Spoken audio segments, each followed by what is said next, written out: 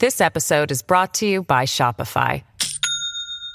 Do you have a point of sale system you can trust, or is it a real POS? You need Shopify for retail. From accepting payments to managing inventory, Shopify POS has everything you need to sell in person. Go to shopify.com/system, all lowercase, to take your retail business to the next level today. That's shopify.com/system.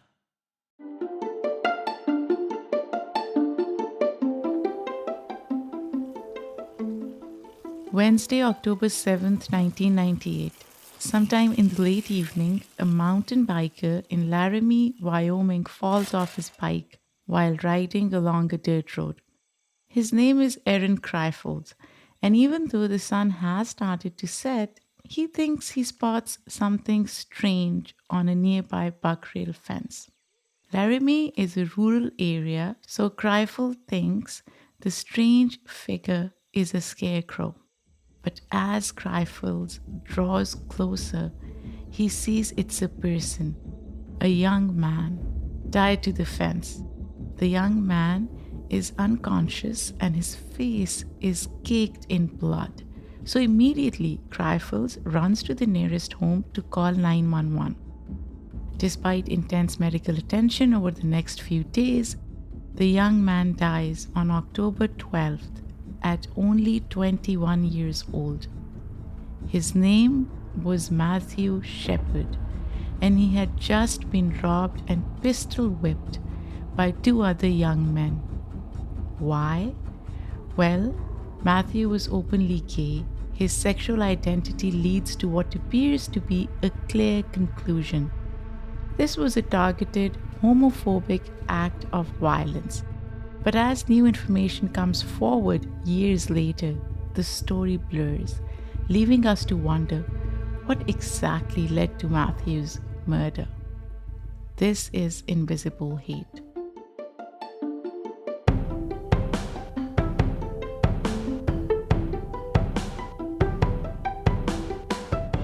Hello everyone, and welcome back to Invisible Hate with me, Saadia Khan.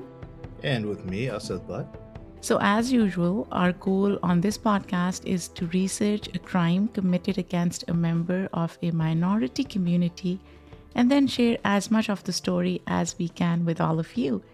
But you know what?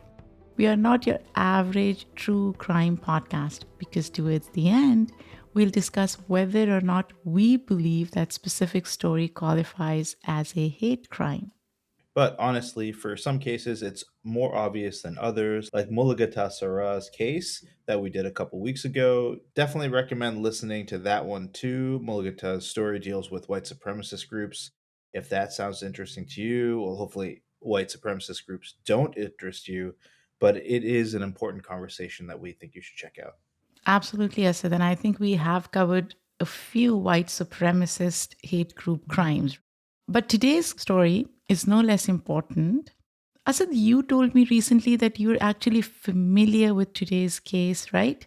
Yeah, this is a case that I think generally people are aware of. Matthew's name. When you were recording the introduction just right now, you mentioned October 7th, and that's my birthday actually. And so Oh, in 1998, I would have been studying abroad in Germany when I was in college when this happened. And so, at that point, we had to go to internet cafe to look up information and news and email and all that kind of stuff. So I probably didn't know about this case right away, but certainly when I returned home or, read newspapers about what was happening, this was a big story at the time. interesting. So, Asad, as you know, I was in Pakistan at the time, so I had never heard about this before. But you know what? I'm thinking the information that we have through our research may surprise you. You may not know a lot of stuff that we are going to discuss on this podcast. So, for listeners out there who know about the story already, please keep listening. There might be much more to this case than you thought, because let me tell you, there were so many videos and articles and even a documentary and a movie for us to sift through. Also, because there is so much information, we are actually going to split this episode into two parts. We'll release part two next week. There's something else I think I should mention before we begin. So, while we were doing our research, we learned that this case sort of has two theories. One is more popular than the other. In fact, the second one is pretty controversial. So, we will share the more widely accepted story today and then the second story next week. And I just want to clarify, I am not agreeing with one or the other. At the end of the day, once we have all the information, Asad and I will deliberate and see which one resonates with us more. Right, Asad? Yeah, I mean, I think I'm already excited to hear what these two different stories are. And so, yeah, we'll definitely listen to both. And then at the end, we will figure out which one we believe the most. Right. So, with that being said, let's begin.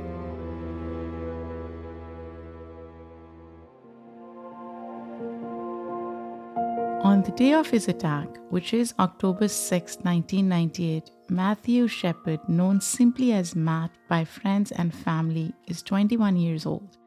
With an interest in political science and foreign relations, Matthew is a student at the University of Wyoming in a town called Laramie. Matthew is from Wyoming. In fact, Laramie is only a 2.5 hour drive from his hometown of Casper. But actually, his family is on the other side of the world in Saudi Arabia. I said this was surprising when I read that his family was in Saudi Arabia. I don't know why. Yeah, you don't hear a lot of stories, at least I don't, of white American families living in Saudi Arabia. I'm assuming that it's because he was part of an oil company or his parents worked at an oil company, right? You're absolutely right. So it is not as random as it sounds. His parents and younger brother have been living there for years now, ever since his father got a job with a Saudi oil company while Matthew was in high school. In fact, before he came to the States for college, he was living overseas as well. Some really important and even startling events happened during his time overseas. So, before we get to the case, I actually want to go back and start there. It also gives us insight into who Matthew was as a person. And this is very important because here on Invisible Hate, we like to honor the victim by sharing their background. But I also think this information will be helpful later as we discuss more. So, before moving to Saudi Arabia, Matthew spent his childhood and adolescence in Casper, Wyoming, with his parents, Judy and Dennis, and his younger brother, Logan. Judy and Dennis describe their son as a generally friendly and extroverted person. He likes meeting new people, which no doubt comes in handy when the family moves across the world after Matt's sophomore year. This ends up being only the beginning of his worldly travels. With no American high schools in Saudi Arabia, Matthew actually ends up going to an American boarding school in Switzerland. Asad, have you ever been to Switzerland? I have not been to Switzerland. I'm trying to think of where I've been. I've been to many European countries. I've done a lot of traveling up until a similar point in Matthew's life. I mean, this must have been a great experience for him to travel the world and to meet all sorts of new people. Absolutely. And I've done a lot of traveling as well. I feel like now, because I do have anxiety from traveling, especially air travel, I try to avoid it. But, previously I loved traveling. And you know what? Some people would definitely be shy or disoriented after moving around so much as Matthew did. But apparently, not Matthew. This boarding school is where Matt meets some of his closest friends. Yeah, sadly, that makes sense to me. It's no wonder, boarding school people are living together and going to school. I've never been to one, but especially when you're in a foreign country, it seems like you're going to make some really, really close lifelong friends. Absolutely. And remember that Matthew is not a shy person and makes friends quickly.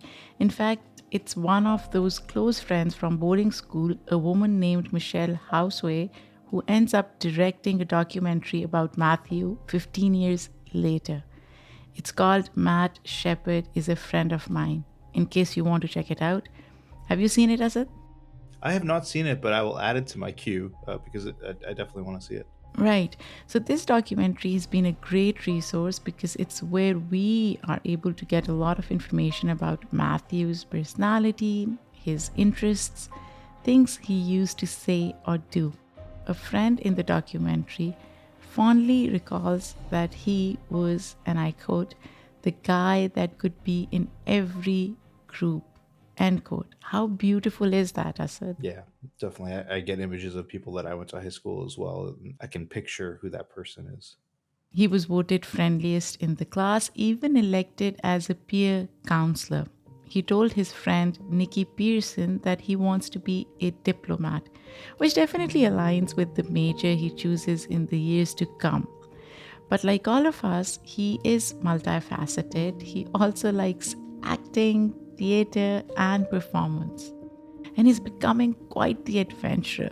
Clips from the documentary show him in Italy and Japan and all these interesting, crazy places. And maybe it's that adventurous spirit that inspires him and his friends to travel to Morocco for a school trip. Remember, his boarding school is in Switzerland, and apparently, the school allows students to take small trips to various countries in Europe. But Matthew and his friends want to branch out a bit, and the school approves. And unfortunately, this is where Matthew's story starts to take a much darker turn. Oh no. The small group of four arrives in the large, bustling city of Marrakesh in Morocco. During her interview in the documentary, Kate Chill reflects that Marrakesh was very different than anything any of them had ever experienced before. And they are a little hesitant at first, but one night Matthew decides to leave the hotel and go out for a walk alone, according to Kate. Now, this immediately seemed a bit strange to me because they are high schoolers, right? There should definitely be some adult accompanying them at all times. A parent, a counselor, maybe. Now, Asad, I have two daughters, and just the thought of letting them walk around at night and alone in a foreign country, honestly, it just doesn't sit with me. I mean, I think that my reaction would be teenagers are going to be teenagers. And when I was a teenager and I studied abroad, I didn't do it, but I knew people who I was with who would, go out after curfew. And Hmm. certainly in my adult life, when was working in Boston, we would invite young women leader high school students from around the world and do a week long training with them in Boston. And my responsibility was to make sure that they weren't leaving the dorms at night. Ah, And inevitably, they got out and went out in groups and did things because teenagers are going to be teenagers. you're right. Although we don't know why Matthew left in the first place, but based on our research, he doesn't tell anyone that information. But Kate says that in the middle of the night, she wakes up to someone knocking on the door. It's Matthew, his shoes and shirt missing from his body, and he's screaming. Oh my He goodness. tells Kate that while he was walking back to the hotel, a group of 6 men pulled him into an alleyway, robbed him, and then raped him. As I mentioned before, I knew about Matthew's story, but I did not know about this backstory. So I'm glad that we're Hmm. talking about it. And obviously, I mean, this is your worst nightmare, right? When you're walking, it doesn't matter what city you're in or what town you're in, but when you're out by yourself and something like this happens to you, it's everybody's worst nightmare. Absolutely, Asad. The trauma there is undeniable. His friends and family say that Matthew was never really the same after that, and honestly, I don't blame him. He leaves school to live with his parents for a while, but his mother immediately notices a difference in his demeanor. Matthew has lost interest in theater and feels uncomfortable in large crowds of people. The once extroverted and friendly guy now appears more uncertain, unwilling to look people in the eye. Even once he graduates from high school and starts college, these changes in his personality linger. This episode is brought to you by Shopify. Do you have a point of sale system you can trust, or is it a real POS? You need Shopify for retail. From accepting payments to managing inventory, Shopify POS has everything you need to sell in person. Go to shopify.com/system, all lowercase, to take your retail business to the next level today. That's shopify.com/system. For the next couple of years, he moves around a lot, which no doubt seems connected to the struggles he's facing with his mental health in the wake of his sexual assault. First, Matthew decides to go back to the US and attend Catawba College in North Carolina. When that doesn't work out, he goes back to Wyoming to attend a community college in his hometown of Casper. Again, this doesn't last long, and eventually, Matthew ends up moving to Colorado with a friend, Romaine Patterson. Instead of going to school, he's working locally. Romaine herself mentions in the documentary that his time in Colorado only lasts about a year. Some days Matthew seems to be doing okay, but many days, as Romaine remembers, his depression gets so bad that she wouldn't see him for days. Sometimes she would check on him only to find his apartment a mess, rotting food in the kitchen, a leaking radiator, clothes on the floor, and he often writes his feelings in a journal. His friends read some passages in the documentary, and Matthew states quite clearly that he's feeling lonely, depressed, and confused. And it is this worsening depression that leads Matthew's friends and guidance counselor, Walter Bolden, to encourage Matthew to come back to Wyoming, back to Laramie. And this, as we know now, ends up being the last place Matthew ever lives. So, Asad, I want to pause here for a second because this is just so painful. To know that he was already struggling with such a traumatic event before what happened in Laramie is so hard to read. Saadia, I didn't know any of this before you brought it up. It's horrific. I think that here was a young man who was going to take over the world, and then this traumatic event happened to him. Saadia, as you were speaking, I had flashbacks to my time in Marrakesh about 10 years ago on a biking trip with a group, and I was walking the streets by myself late at night, and I don't want to blame the city or Morocco or anything like that, but you just got to be so careful when you're out and about. And then when something like this does happen, just the impact that it can have on you for years and years to come, is just, I really feel for him. Absolutely, Asad. You're absolutely right. And you're also right that we can't blame places, right? Because unfortunate incidents can happen anywhere. So Matthew is initially reluctant to come back to Wyoming, but he does so anyway. He's still interested in political science and foreign relations, so he enrolls at the University of Wyoming, which eventually seems to have a positive effect on his mental health, and he's growing more comfortable with his sexuality as well.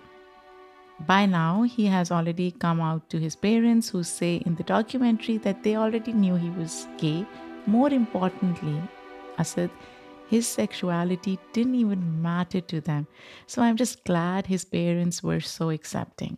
Yeah, they sound like some great parents of the year, especially, in that time period. It Yeah. wasn't, 1998, 1999. It was still in some circles, a lot of circles, not okay to come out. And certainly many parents struggled with it. And so it's great to see that he had that support system from the get go. Absolutely, Asad. Now, Matthew also ends up joining the LGBT student group on campus, and this unfortunately brings us up to date on all the details and background surrounding his death, Asad, because this same LGBT student group is having a meeting on the day of Matthew's attack.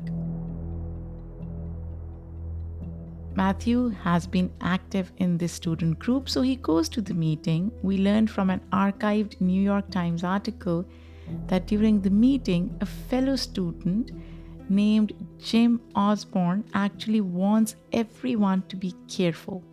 Jim says that the week before he was walking across campus when a young man called him a slur and tried to punch him.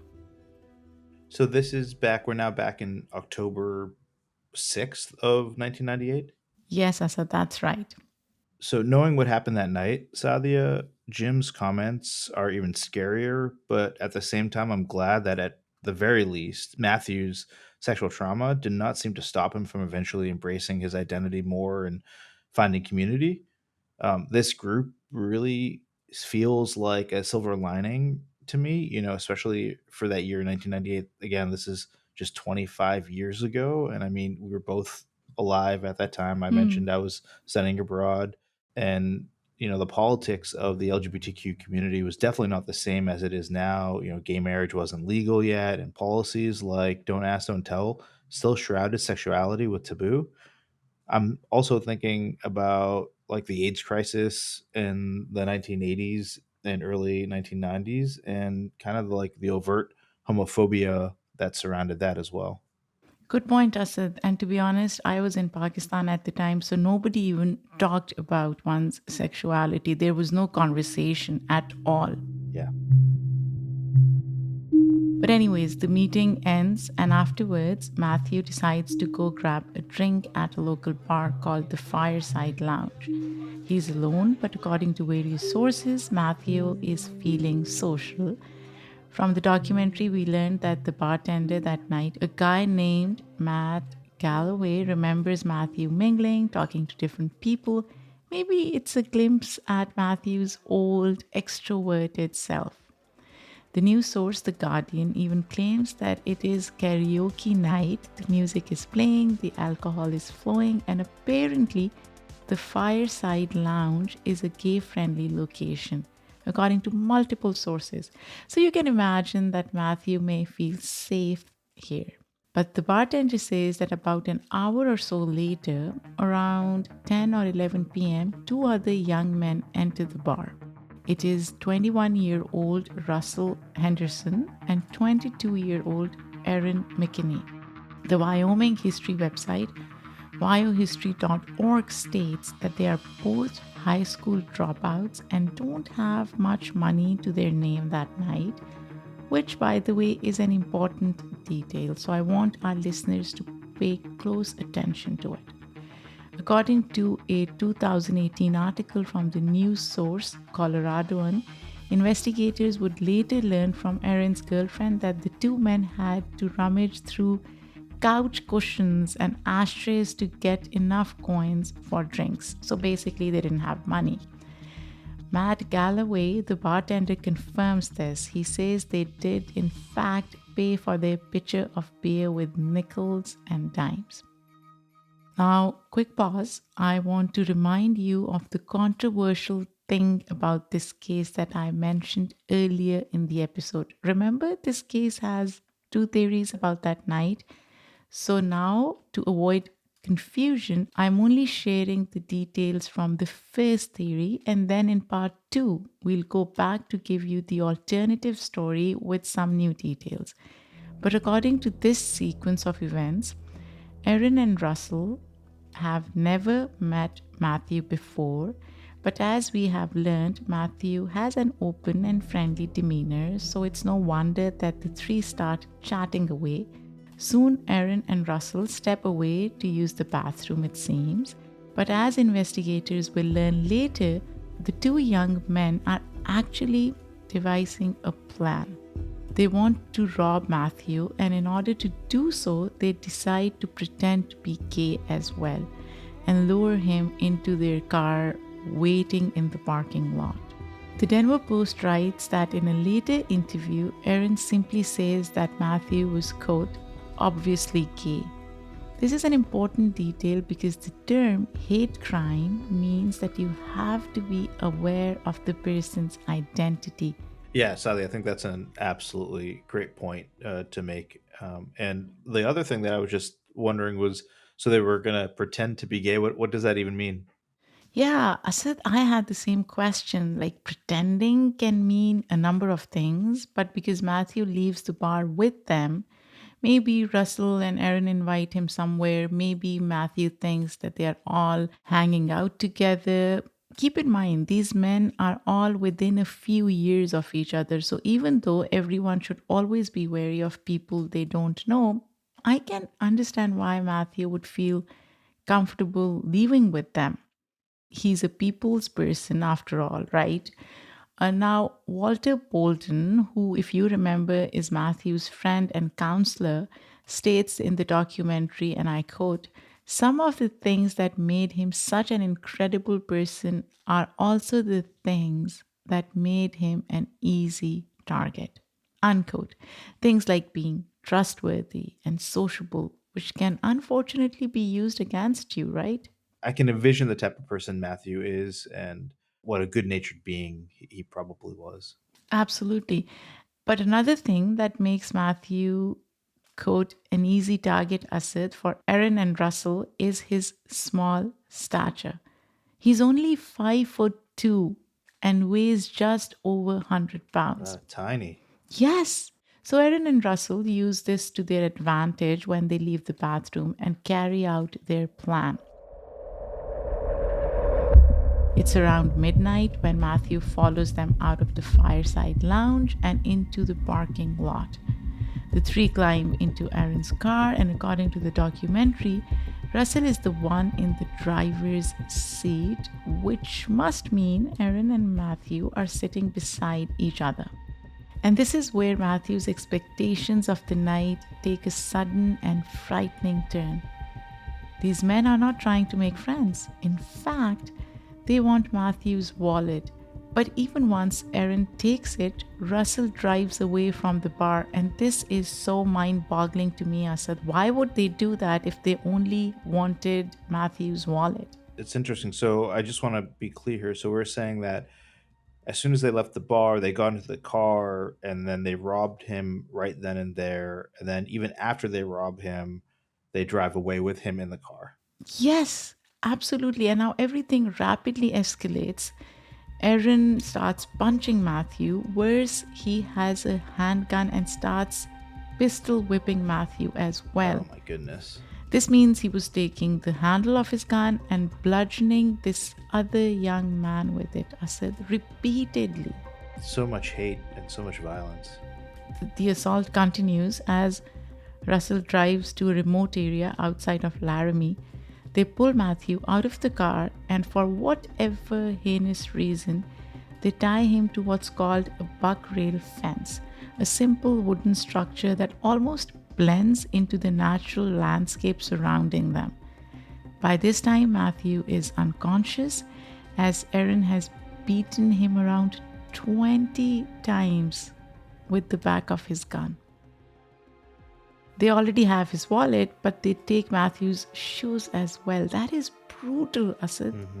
And just like that, they drive away, leaving Matthew in the middle of this cold and quiet field. No one sees them or hears them. It's dark, and they are surrounded by nothing but dirt and grass. I mean, Saadia, it's mind-boggling that things escalated so quickly, and what could Matthew do? Like here he is, the small guy in between two other men, getting the hell beaten out of him, and you can only imagine the pain that he's been in, and him thinking, "Oh my God, again, something like this is going to happen to me." It's devastating. Sadly, I was remembering that you mentioned at the beginning of the episode that a bicyclist ends up finding Matthew tied to the fence. I guess that happens soon after Aaron and Russell leave. No, Asad, actually, not quite. It's devastating to imagine, but Matthew is lying on his back by the fence for about 18 hours Oh man. before the bicyclist comes along. It's such a rural area, Asad, that there aren't too many people around, and reports say that Matthew is probably unconscious the whole time, so he can't even cry out for help or try to free himself. But yes, as I said in the beginning, a bicyclist in the area falls off his bike. sees Matthew, and then he calls 911. When police and paramedics arrive, they think Matthew is a child at first because of his thin, short stature and braces. His face is covered in blood, and I said one detail in particularly kept popping in our research about the crime, which is that there were two tear tracks down his face streaking through the blood. That image just seems to stick in people's minds. Yeah, it sticks in mine too, Sadia. Right, mine too. His injuries are so severe that the local hospital has to transfer him to Buda Valley Hospital all the way in Colorado. He goes straight to the intensive care unit, but he's in poor condition. The wounds across his head are severe and he's in coma. They put him on life support, but for all intents and purposes, doctors have declared him brain dead. During this time, Matthew's family is still in Saudi Arabia. In the documentary, Matthew's parents, Dennis and Judy, recall it being 5 in the morning for them when they get the call from the hospital. It's a shock because they had just seen Matthew in late August for a family camping trip, but now they learn their son might not make it. I don't even want to imagine, I said, what that felt like because, again, as a mother of two kids, it just makes my body chill. It's so scary, just the thought of it. Oh, I mean, the entire scenario of getting a phone call, you're literally on the other side of the world and you have to travel. I mean, I think, I think about them having to get on a plane for whatever, 20 hours to Yeah. get to where they're going. And that entire time, just having to think, what happened to their son and will they ever see him again? And, I just, I mean, I'm with you, Sadia. It is just so sad. Right, and Matt's younger brother Logan, who we mentioned in the beginning, is only a senior in high school at the time. Now, Judy states that Logan couldn't even go in the hospital room at first. He could not bear to see his brother in that state. Logan himself doesn't speak in the documentary about his reaction on the day he learns about his brother's dire condition. In fact, Logan declined participating in the documentary at all. I'm sure that even years later, I said it's a difficult subject for him to talk about. In the early morning of October 12th, 1998, 5 days after Matthew is tied to the fence, he dies.